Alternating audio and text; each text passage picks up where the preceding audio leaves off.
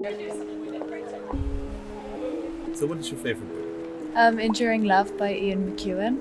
Can you tell me a bit about the storyline? It's a story about unrequited love, about a man who meets another man and one of them starts stalking him, and then it ends with a suicide, and yeah, it's just a really dark story. Surely You're Joking by Richard Feynman. It's a collection of anecdotes from his life, just these adventures he got up to, driven by curiosity. So what is your favorite book? A Woman Looking at Men Looking at Women by Siri Hustvedt. So it's not really a story, it's kind of a collection of academic essays all about feminism, psychology and sex. All the adventures he got up to were driven by curiosity, and sort of the same curiosity that made him such a great scientist. So just to take life as an adventure and enjoy all the moments, really. Is there something that you've learned from the book, or perhaps maybe inspired you? Probably not to have any relationships ever again. Yeah. Something you actually apply in your life? No, I don't really. No, I just really like it. It's a really entertaining book, and it's an easy read. I think the way she writes is really beautiful, and she kind of talks a lot about the intricacies of feminism, and I find that really interesting to learn about. It's much more of an academic book, but it definitely influences how I write my essays now. So would you recommend it to others? Yeah, definitely. Absolutely, yes. Definitely, yeah. Thank you very much. That's okay. So, what is your favorite book?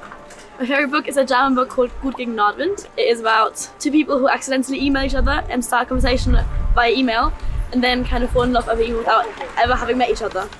And then in the end, they might meet each other, they might not. I will not tell you. My favourite book is called The Eyes of the Skin by Pallasmaa, and it's about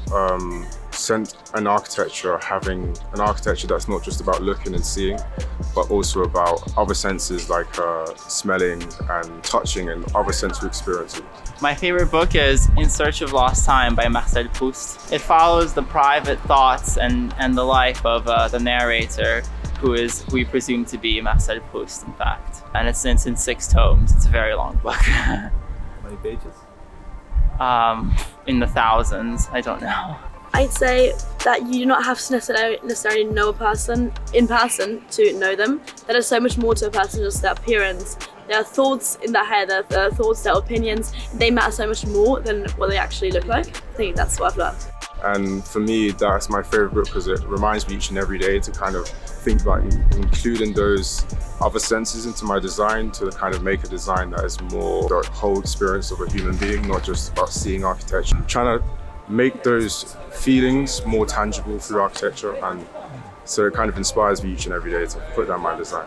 What I most learned was how maybe human psychology works and how associations work in our mind, and also a lot about the early 20th century French society and what was animating and what was going on, the social dynamics. Okay, so would you recommend the book to others? Absolutely, read it. Yeah, I'd recommend it to everyone. Yes, I would, especially to young architects coming to uni to study architecture and anywhere they are, to read that book, because it will kind of make an architecture that is beyond just seeing.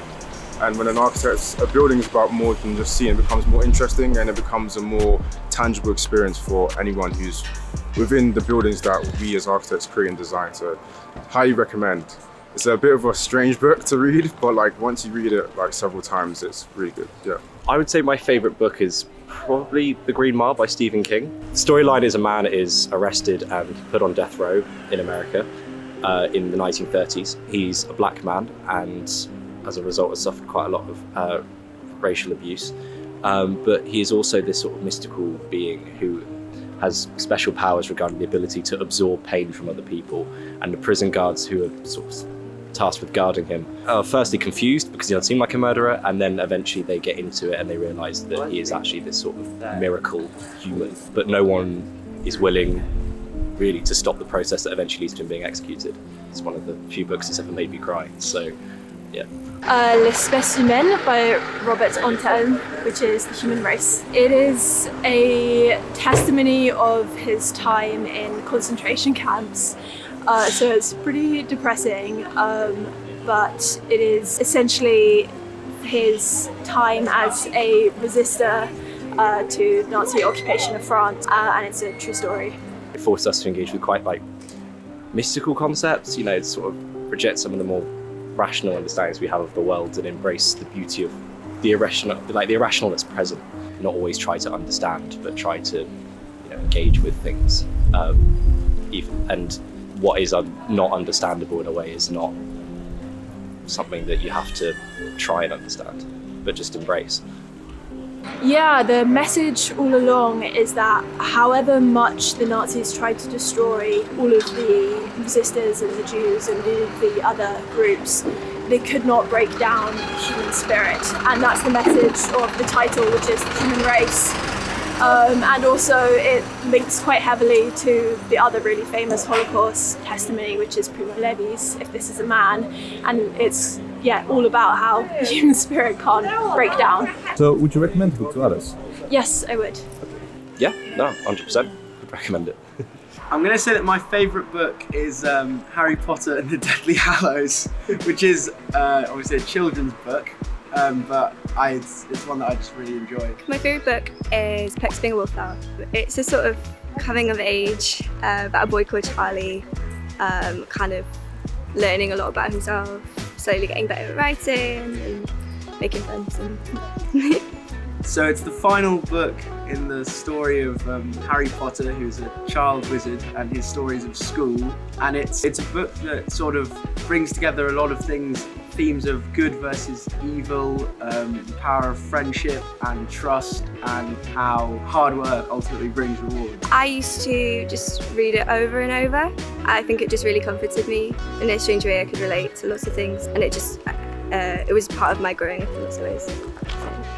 I mean, I think it's just a good story, and it's something that I just like the fact that one of the main themes is the idea that love always wins out over evil, which I mean, it's not always the case in the real world, but I think that it should be, and it's something that I sort of strive to do, you know, day to day. Would you recommend the book to others? Yeah, definitely. I think it's probably I'm sure there are better books. I just have a real attachment to it, but I would definitely recommend. Absolutely, read the whole series. You can read them as audiobooks, or great for kids, great for just anyone. Okay, thank you very much. Thank you, man.